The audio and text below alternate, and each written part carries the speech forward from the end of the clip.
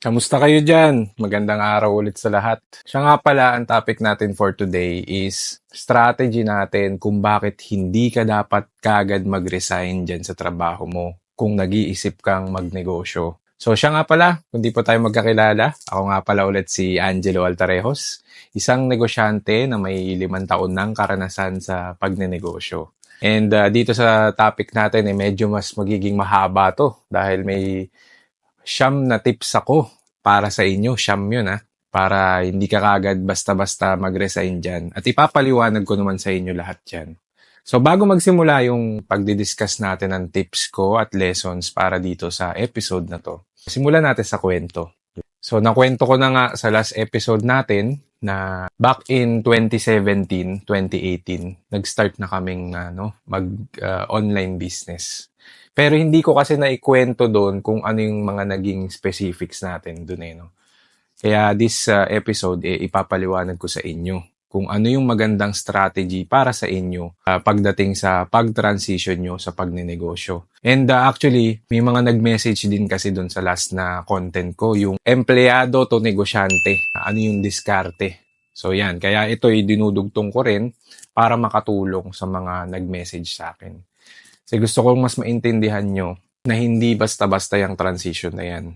It would take years. And possibly, hindi pa nga magiging successful yan kahit taon ka na naka-experience sa pagtawid dun sa pagninegosyo na tinatarget mo. So yun, punta tayo sa kwento So nung 2017, 2018, hindi ko na alam kung ano yung eksaktong date kasi ngayon lang ulit ako mag-i-storytelling sa content So bigyan niyo ako ng konting haba ng pasensya sa pagpapaliwanag.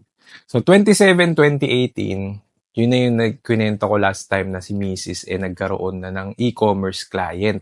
So yun na nga yung pinag-aralan namin, yung mga sistema nila. Heavy stress siya doon kasi nga, ewan ko, medyo iba yung timpla ng client na yun. Parang di mo alam kung laging aborido sa buhay o may ginagawa hindi natin, hindi natin pwedeng nanggayahin Masamang ehemplo But anyway, maganda rin at nakaharap namin siya bilang client, especially ni Mrs. sa kanyang e-commerce kasi doon mas nabuksan yung idea namin sa online business.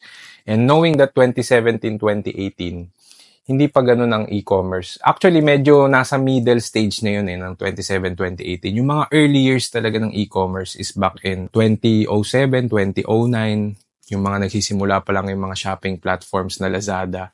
And napapanood ko kahit yung mga mentors ko noon na online mentors na hindi ako kilala. Kinikwento nila yung feel no ng Lazada and Shopee.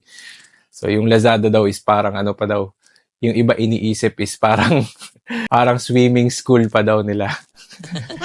Ang pagkakaintindi ng mga nakakakita doon. But anyway, yun yung mga era ng years ng Shopee Lazada. Nagsimula daw yun na syempre doubtful pa yung mga tao na umorder online. But tayo naman is nasa 2017, 2018. So medyo mas adaptable na yung market na naiintindihan na nila na ang Shopee Lazada is marketplace platform. But then again anyway, hindi pa siya hindi pa fully operational yung sistema nun. Parang ang dami pang issues. Yung mga panahon na tinatapon-tapon nung JNT or before ng pala yan, pandemic. And may mga mali pa, marami pang mga budol stores nun sa mga online at yung mga nagpapump lang ng Facebook ads para makakuha ng customer tapos walang retention, puro budol items. So yung 2017, 2018, punta na tayo sa kwento namin. Na yun, nag-start na kami na mag-home base. So ito yung mga panahon na talagang iniisip namin na sa bahay lang kami mag-work, hindi kami lalabas. Saka wala kaming masyadong trip nun Hindi kasi kami maluho ng misis ko. Ang trip lang namin nun, siguro bakasyon, pupunta sa mga tourist destination, ganun, yung typical lang. Hindi kami mahilig sa mga material na bagay sa totoo lang. Kung meron man, bibili ako yung mga mapapakinabangan ko. Kagaya ng computer, yan, mahilig ako sa computer Yan, ina-upgrade ko yan kasi nag-online games ako dati. So, kailangan ko ng malakas na graphics card, maganda na monitor, and dati may VR pa nga ako virtual reality na tapos doon ako nagpipinta ng graffiti. Kasi graffiti artist din po ako dati. So yun nga, mga 2 years to 3 years kami nag-focus lang sa pag-home base. Doon na medyo mas lumuwag yung finances namin dahil alam natin yung home base mas flexible eh.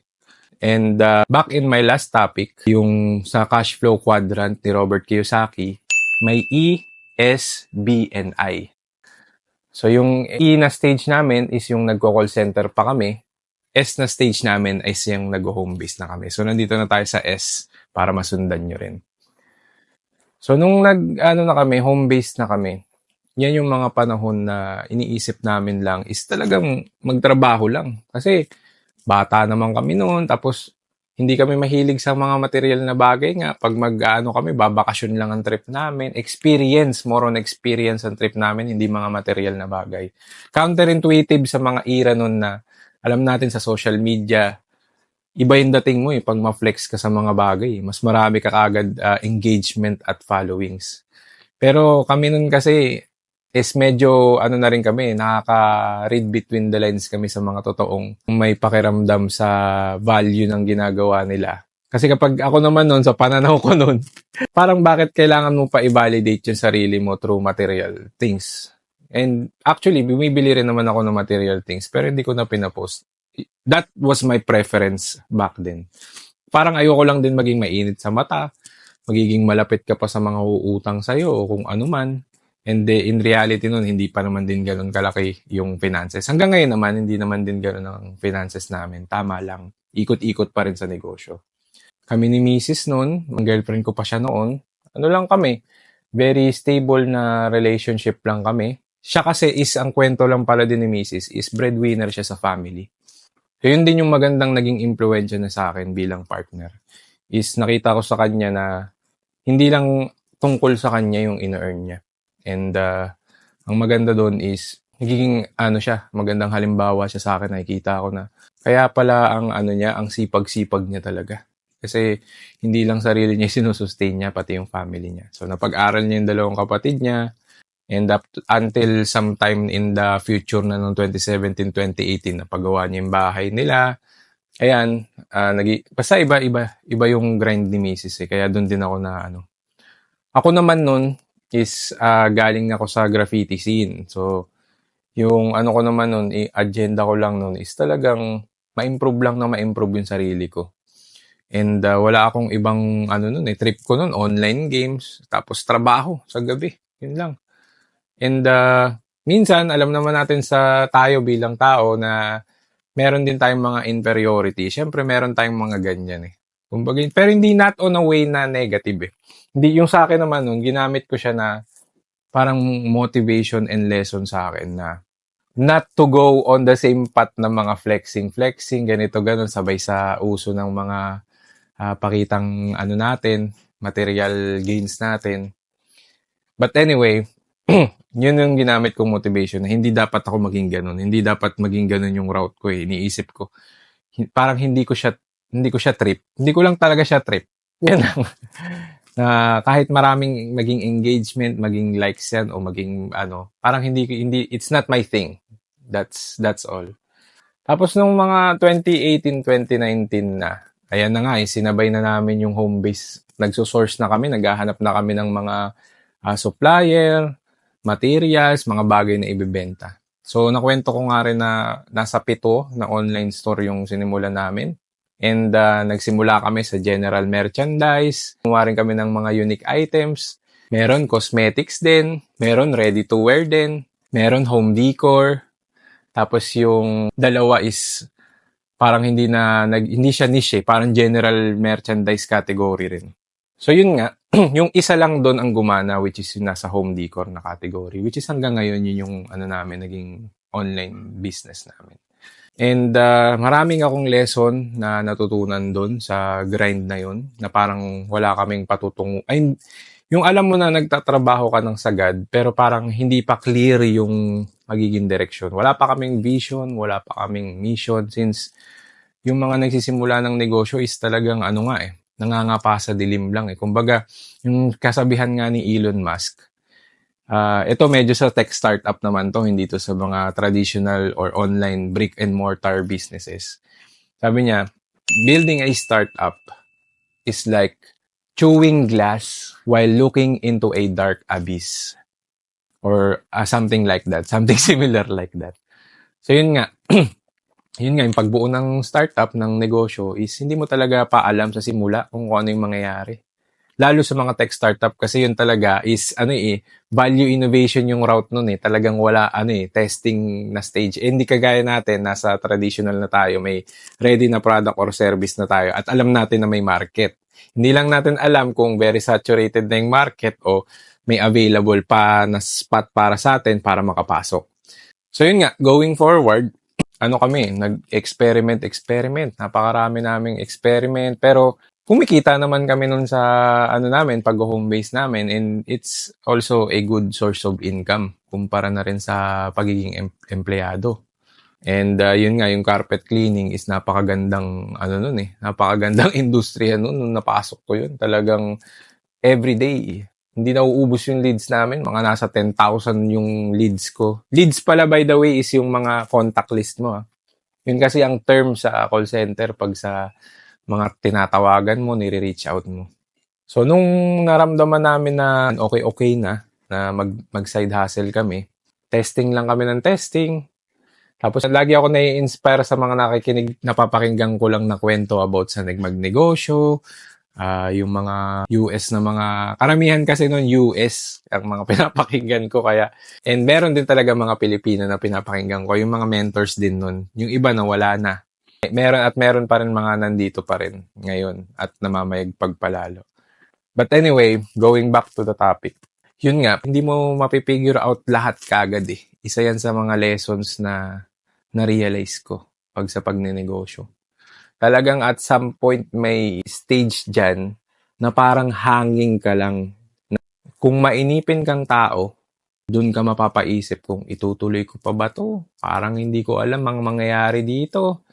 Hindi ko alam kung saan napatungo to. May ganun na stage pag magsisimula ka ng negosyo or nagne-negosyo ka. Talagang normal yata talaga yun sa kanila.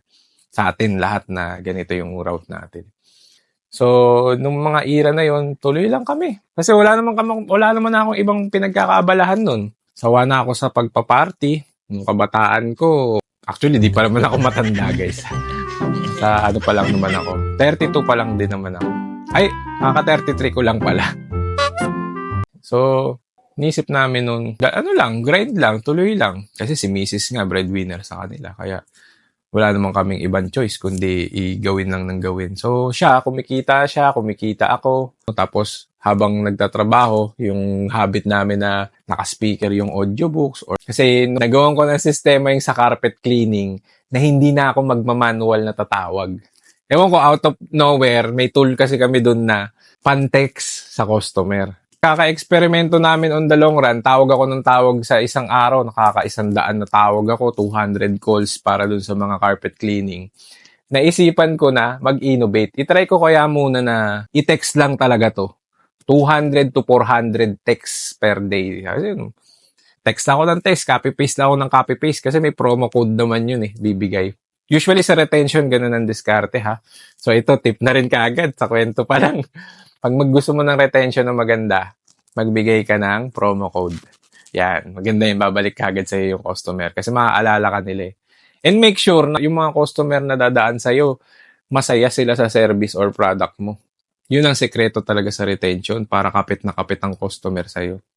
So retention, by the way guys, again, repeat ko lang, retention is the process of getting back previous customers to avail your service again. So yun ang retention. Yun kasi yung work ko nun sa carpet cleaning service. Doon na medyo lumuwag-luwag na yung finances ko at yung agency owner nga is tuwang-tuwa sa akin. Lagi ako sinasama sa mga meeting. Lagi akong napapashare din sa kanila ng strategy, ng techniques. Kasi yung agency kasi yan, mga agency online, may mga weekly meetings yan Yung mga malulupit na agency talaga, lagi dapat may monthly meetings, may weekly meetings yan para check lang lahat ng mga tao nila kung okay pa ba. Kasi pag nasa home-based work ka, hindi kayo pare-parehas ng client yan May madedesignate sa inyo sa ganitong account, sa ganitong campaign, sa ganong client, may VA, may retention, may sales, may telemarketing. So, lahat doon is ganun ang under ng agency.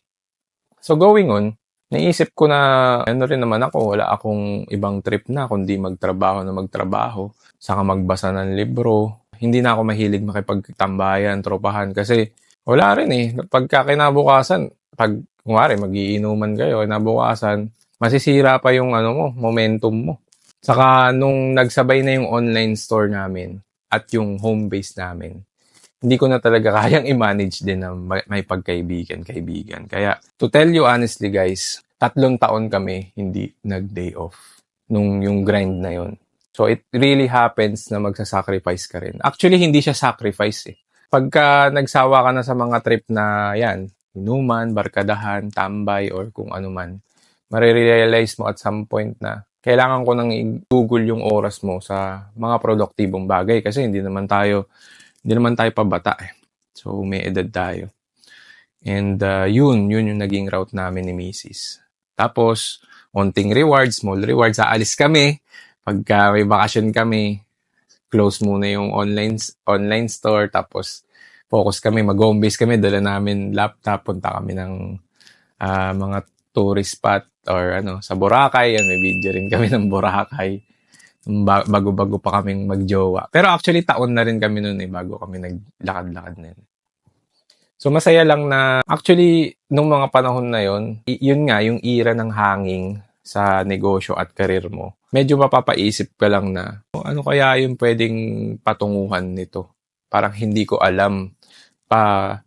And isa sa mga realization ko noon is ngayon na na medyo mas umokay na yung buhay namin at medyo umayos yung online business is. Kaya pala yun pinapadaan din siguro sa atin ng buhay at ng mundo at ng Diyos is for us to have something like a fundamentals natin, foundation natin para sa mga bagay na gagawin natin ngayon. So yun yung mga bagay na na-realize ko nun. So napasa storytelling tayo bago tayo pumunta ng tips. So ngayon, punta na tayo sa tips, no? Para makuha niyo yung mga lessons ko rin nung ako'y nag-transition from employed, self-employed, to being a business owner. So meron ako ditong 9 na tips. Maraming kwento rin to. Parte na to. So yung pinakaunang tip ko sa inyo para mas maging efficient yung ano nyo, is wag mo na talaga kayong mag-resign. Huwag kayong magre-resign. Hindi ganun ang route sa pagnenegosyo based on our experience. Pero kung ikaw, mataas yung risk tolerance mo, pwede ka talagang tumalon ka agad sa pagnenegosyo at siguro hindi ka pa naman pamilyado, pwede na i-all-in mo. Kaso make sure na meron ka ring, kung ako kasi bilang may personality type, ayoko nung masyadong high risk eh.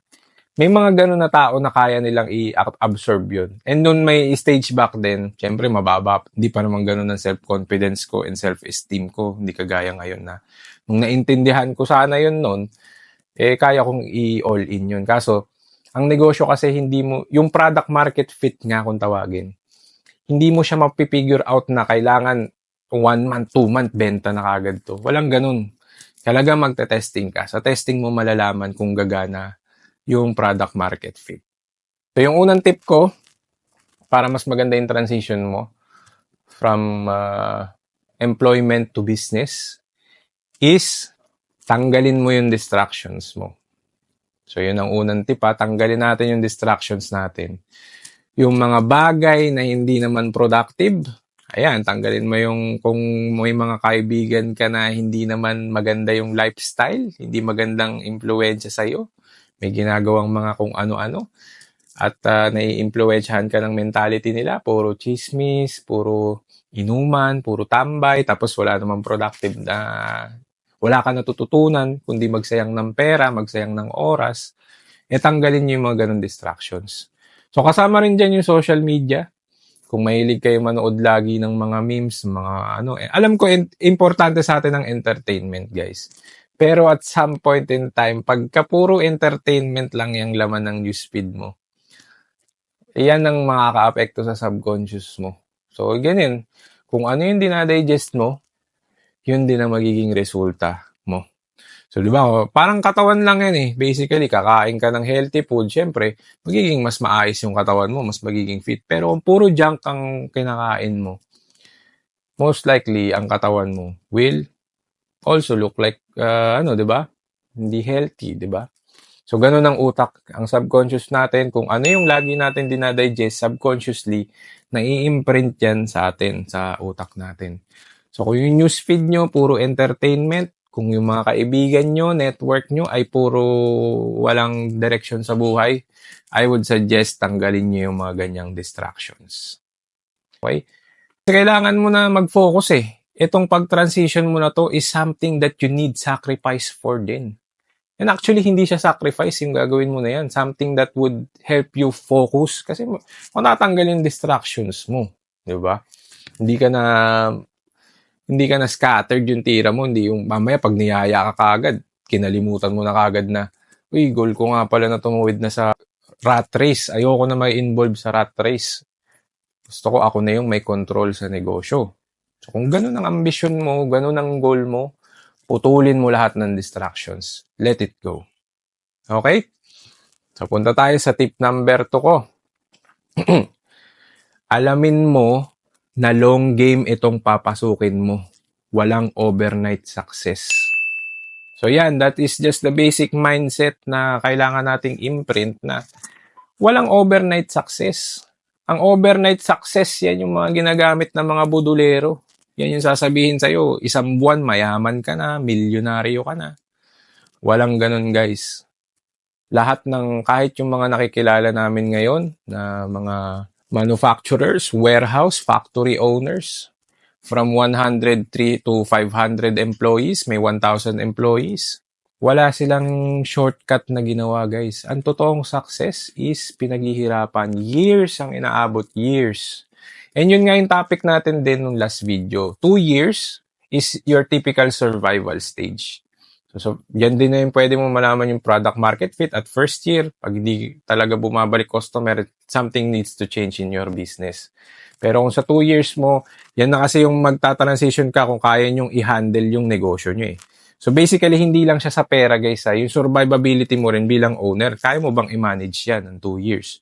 Kaya mo mag-survive na ikaw mismo, buo ka pa naman. Yung sanity mo ba, yung ano pa rin, intact pa rin. Baka naman within the next 2 years pala, nabaliw-baliw ka na, na-depress ka na, na-anxiety ka na.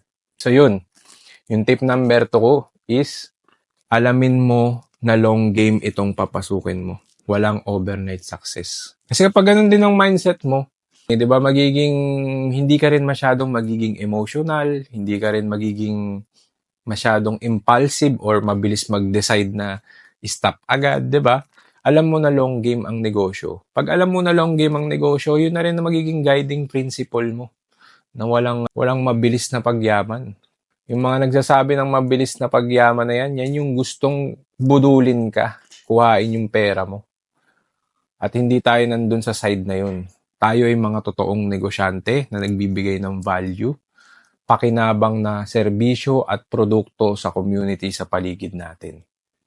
So yun Again, tip number 2, alamin mo na this is a long game. Walang overnight success.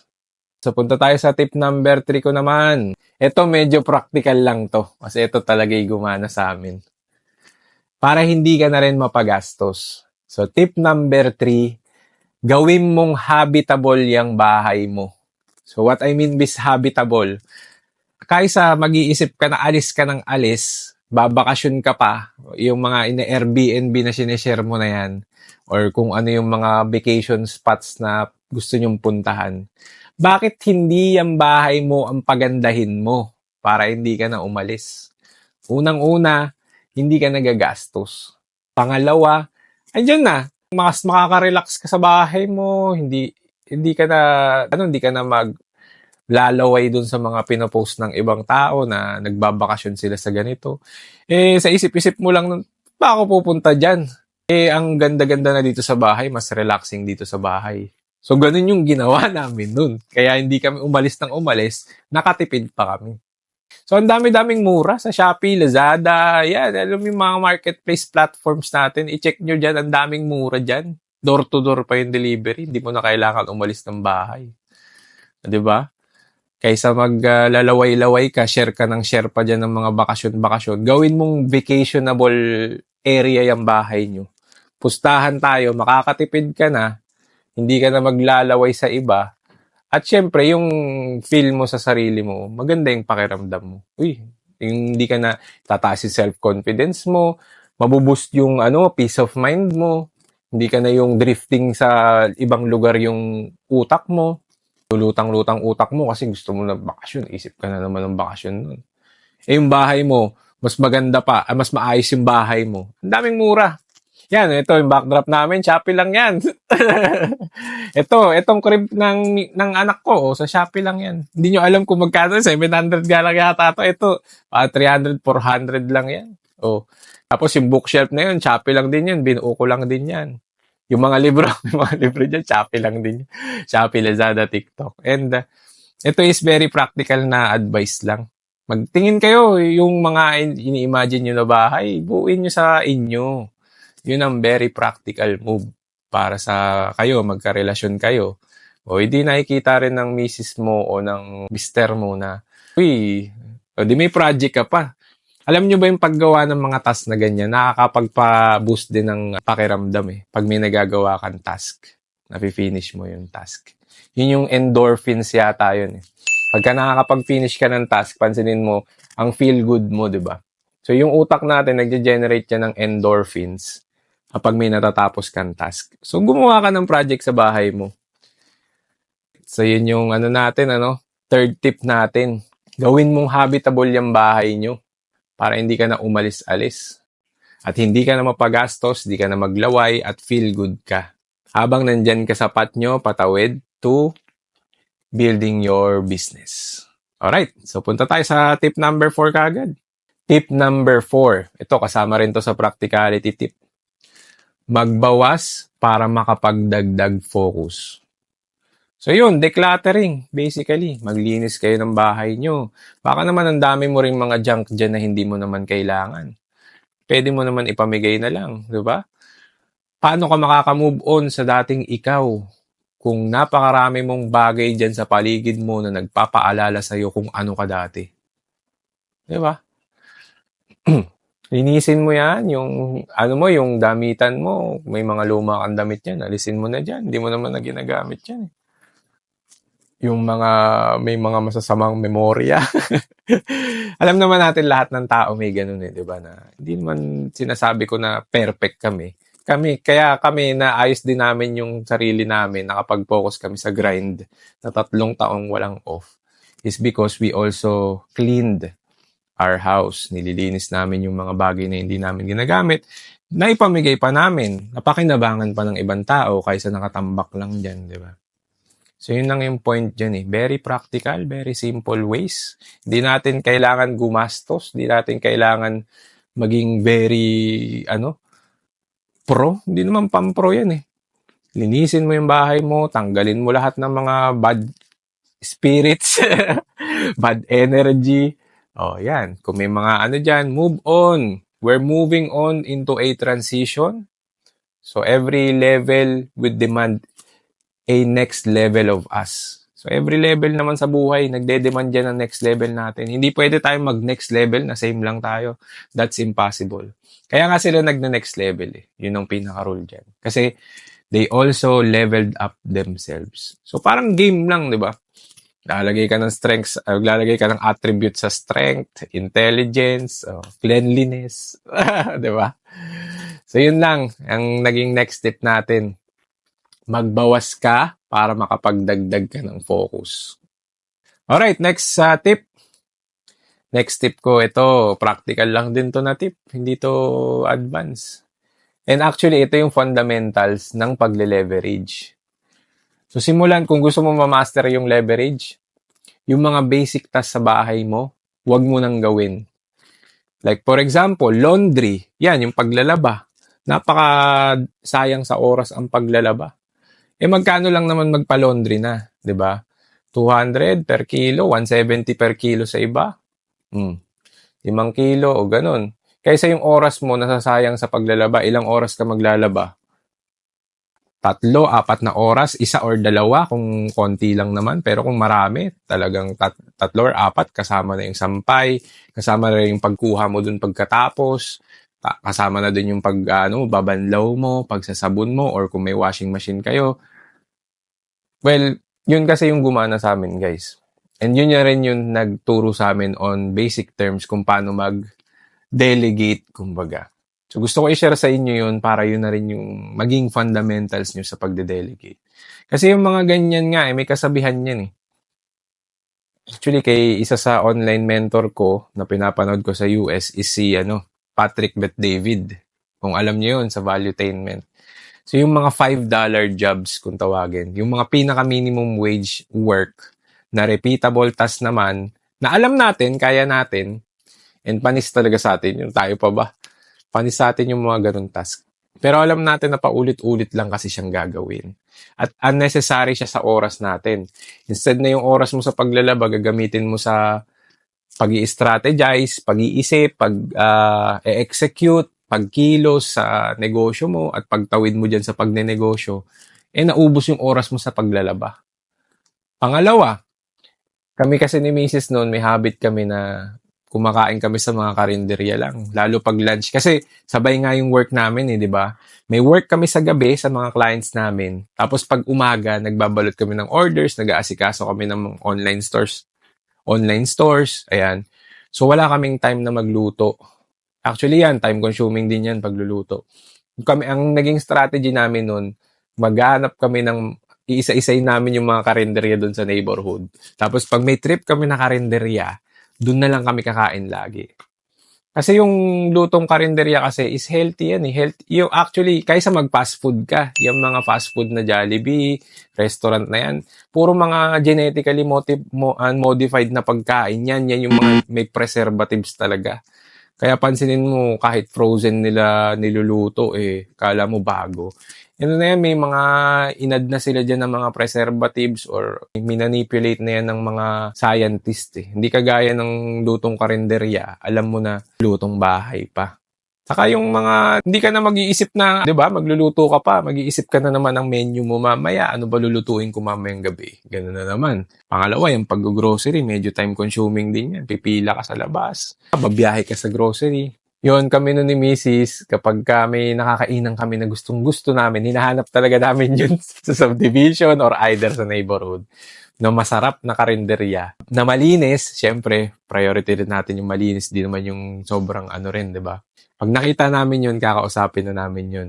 Ate, baka pwede na dito na lang kami umorder, tas ipapalalamove na lang namin o baka pwede i-deliver nyo. Kasi gano'n naman na ngayon sa online di ba? Free delivery na nga yung mga bara-barangay Alam na nila yung mga address din O hatid na lang sa'yo yung ulam. Pansinin nyo, mas makakatipid kayo. Sa totoo lang nung kina-calculate ko yung lunch namin, plus, kasi kapag ka nag-grocery ka pa, magluluto ka pa, yung oras mo kasi, i-consider mo rin na may value yan. O magkano mo sa per hour mo, magkano ang charge mo? 100, 150? O kung kinain ka na ng 3 oras sa pagluluto or kung anong ginawa mong repeatable task, 300 pesos na kagad yun nawala sa'yo. Instead na na-focus mo na yun sa negosyo, sa strategy, sa execution, naayos mo na yung kung ano man ang dapat mong ayusin sa negosyo. Dahil lang masyado kang matipid, masyado kang obsessed sa... may tamang direksyon din naman yung pagiging metikuloso. Pero kung medyo practical talaga na diskarte, kailangan may balance ka rin sa pagiging practical. Ba't di ko na lang orderin? Di ba? So, yun yung point ko lang doon. Yun pa yung naging foundations namin kung paano kami matutong mag-delegate sa iba, makipag-usap din sa iba, para hindi na kami masasayang yung oras namin sa mga basic repeatable task. Yan, laundry, pagkain, yan, pwede mo na kagad i-leverage yan. Pamamalengke, meron nga online gulay o de-deliver pa sa bahay nyo. Online grocery, yung mga kailangan nyo, puro online nyo, i-leverage nyo. Every second counts, every minute counts. Nung una, hindi namin yan napapansin. Pero nung na-realize namin on the long run, ang laki pala na natitipid natin sa oras at sa pera. Yun yung point ko lang dyan. Leverage your basic daily repeatable task. Kung kaya na naman ng pera nyo, di ba? Go ahead. Kaysa para yung focus mo, nandun ka na, sa transition ka lang naka-focus. Lahat ng distractions nga, di ba? Tip number 1 ko kanina. Distractions din yan para sa akin So next tayo, punta na tayo sa ating tip number 6. So ito is naman sa mindset ulit natin. Tip number 6, bawal mainipin. Habaan mo yung pasensya mo. Parang kadugtong na rin yan ng alamin mo na long game to. Ngayon, kung mainipin ka at gusto mo kagad na instead na makakapag-focus ka sa maaari kang ma-persuade ng kung sino-sinong tao, maapektuhan agad yung utak mo na ito, yumaman agad. Guys, yung mga nakikita nyo sa paligid, huwag nyo ikumpara yung sarili nyo sa iba. May kanya-kanyang progress tayo. Basta ang utak mo nag-iisip ng progress, makakahanap at makakahanap ka ng paraan. Basta nag-iisip ka at gumagawa ka ng kilos. Lalabas at lalabas yan. Basta wag ka lang din susuko at wag kang mainipin. Habaan mo yung pasensya mo. Saka sa pagninegosyo, kailangan talaga ng mahabang pasensya. Sa mga customer, supplier, partner, manufacturer, logistics, yung mga nagde-deliver, kailangan mahaba ang pasensya mo. Hindi pwede na inip ka kagad o mainitin ulo mo o maiksi pasensya mo.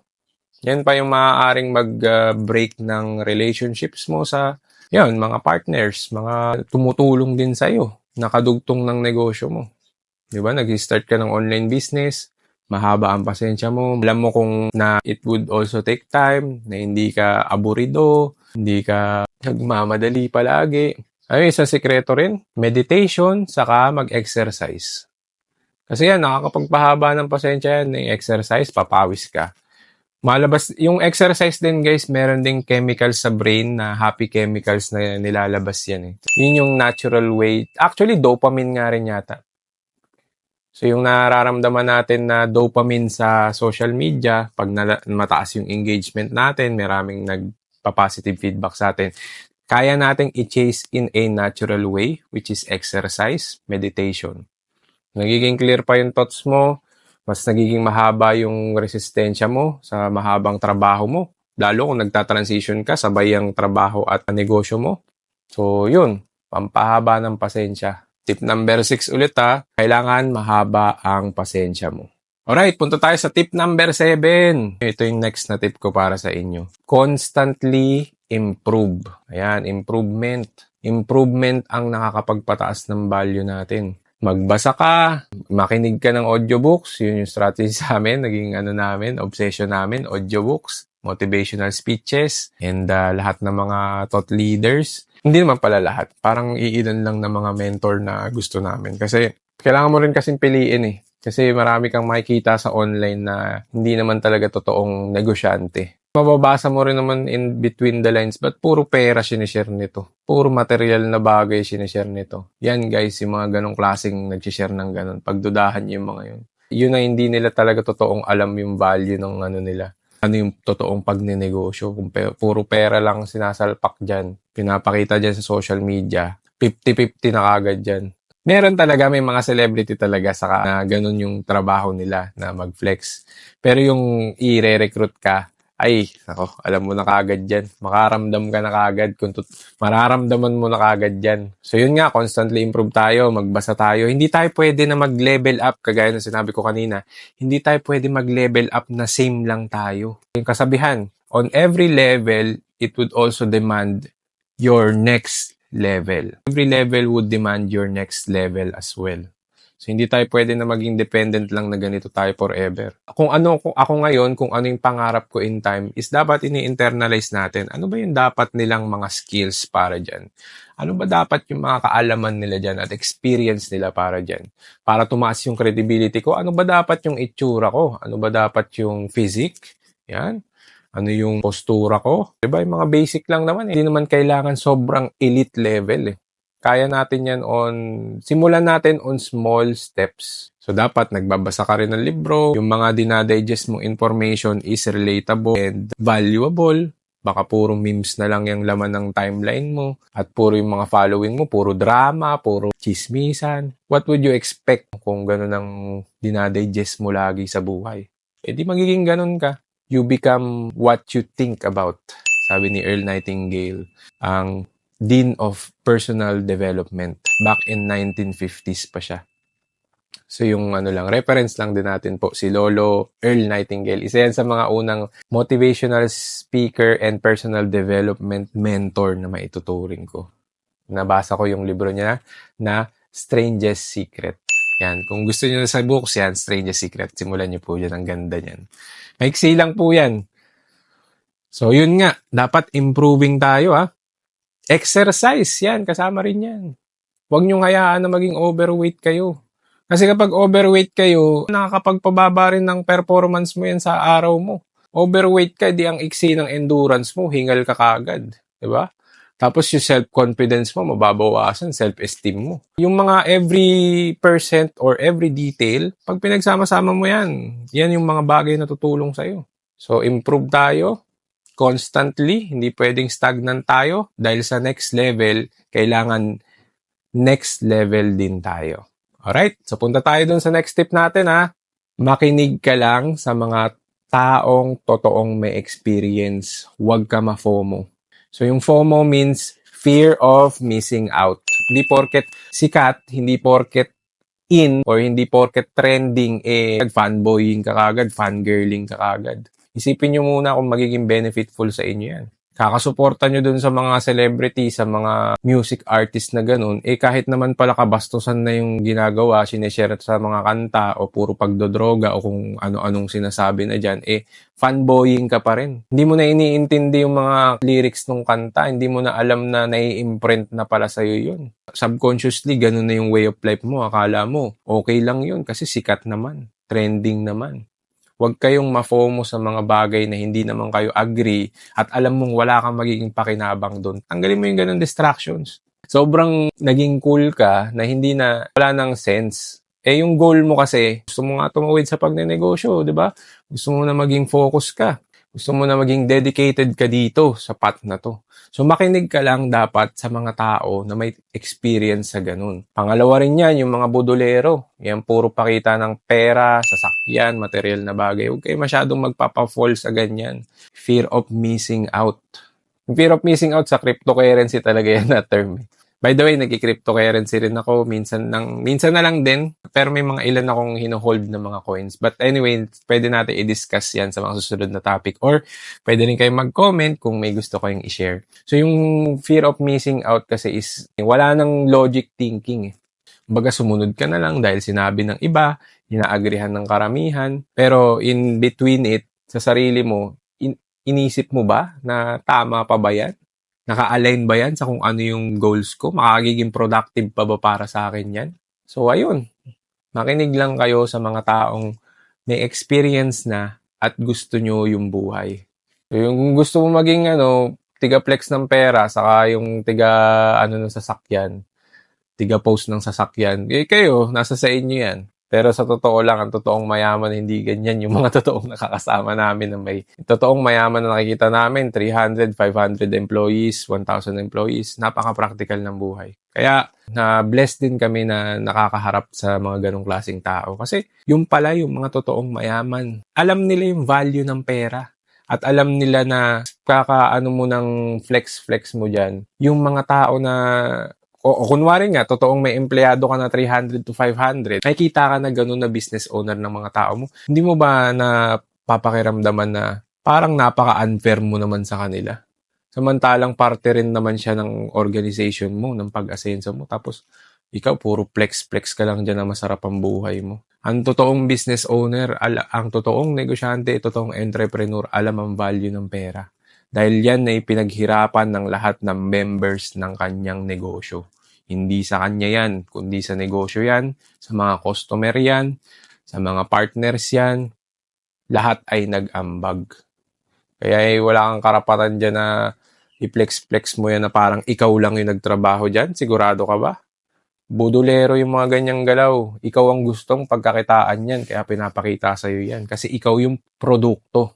Ikaw yung tigabili ng pangarap na peke. Kaya huwag kayo mafo-fall sa mga ganun, mga FOMO, fear of missing out, kahit yung mga sports team. Sobra kang fanboy sa sports team, wala ka ng oras i-improve yung sarili mo. Kala mo pagmamay-ari mo yung sports team na yun, hindi mo naman pagmamay-ari yun. Pag nanalo ba sila, kikita ka dyan. O baka nagsusugal ka. O di wala ka talagang patutunguhan yan pag nagsusugal ka pa. So anyway, ayun, yung tip ulit natin, makinig sa mga totoong may experience. Huwag ma-FOMO, yung fear of missing out. Kasi yan yung galaw ng mga budolero. Alright, next tip tayo. At ito pala ay yung last tip na. So yun, ang last tip ko lang sa inyo para mas makapag-focus kayo dyan sa transition nyo from employee to becoming a business owner is small rewards. So, importante yan. May small rewards tayo ha. Kung ikaw, nagtitrip ka pa ng online games, di ko naman sinasabi na perfectin mo kagad lahat. Ako nun, nagtitrip ako sa online games, kaya di rin ako umaalis ng bahay. Bili ako ng damit para medyo naman decent naman ako tignan. O kaya kapag medyo masakit na yung katawan ko, papamassage. So, importante yung small rewards ha. Hindi yung extravagant rewards ha. Hindi ka pa big time kung makagastos ka. Kala mo, bilyonaryo ka na, tumawid ka na kagad sa iba-ibang bansa. Hindi ko naman sa sinasabi na i-deprive mo rin yung sarili mo. But what I mean is, don't spend more than you can afford. Masyado kang naano sa social media na dapat ang success is ganito, ganon. Hindi naman tayo aligned lahat sa iisang success. And etong sinashare ko rin is through my experience lang. And kung may maia-advise ako sa inyo, para mas mapabilis yung transition nyo sa pagnenegosyo. So, kailangan may reward system ka rin. Yung tamang reward system lang, huwag naman yung taya pati patok, di ba? So, ano lang, massage, pagkain na masarap, date naman tayo sa labas. Ganon kami ni Mrs. nun eh. Kain tayo sa labas. O birthday niya. Yung birthday namin, simple lang kami mag-birthday.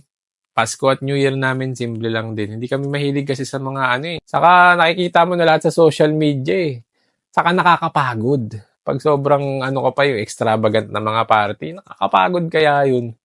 Instead na yung lakas mo, iubusin mo doon, iubos mo lahat sa negosyo. Ewan ko na lang kung hindi ka kagad magbago buhay mo yan, di ba?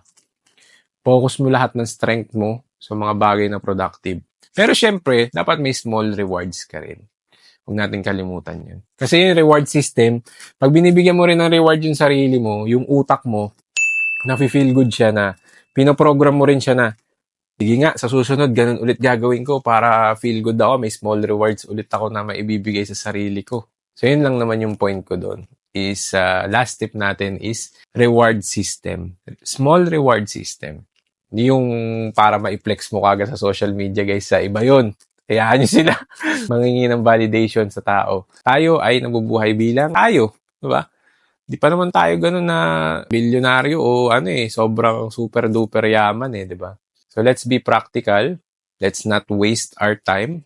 And let's be honest, di ba? Hindi yung impostor syndrome na nagpapanggap tayo na hindi naman tayo. So yun lang. Kaya ako na i-share din kasi to is gusto ko rin unang-una i-document na maalala ko in time na baka kasi ako rin masyado ring pagdating sa pera, sa paligid ko.